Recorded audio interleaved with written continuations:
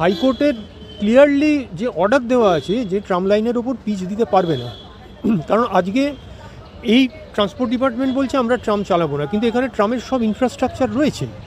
এখানে নামমাত্র ইনভেস্টমেন্টে আপনি পুরো সিস্টেমটাকে চালু করতে পারবেন, যেটা হচ্ছে একটা A grade public transport system.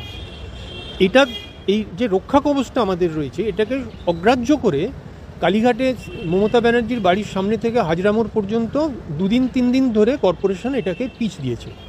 কর্পোরেশনই দিয়েছে, কেননা বিটুমেন রাস্তায় কিনতে পাওয়া যায় না এবং কর্পোরেশনে কেউ এখানে অথরাইজডও নয় পিচ দেওয়ার জন্য।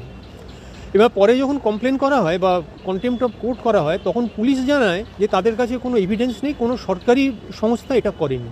পুলিশ জানে না কে করেছে, কর্পোরেশন জানে না কে করেছে, ট্রান্সপোর্ট ডিপার্টমেন্ট জানে না কে করেছে।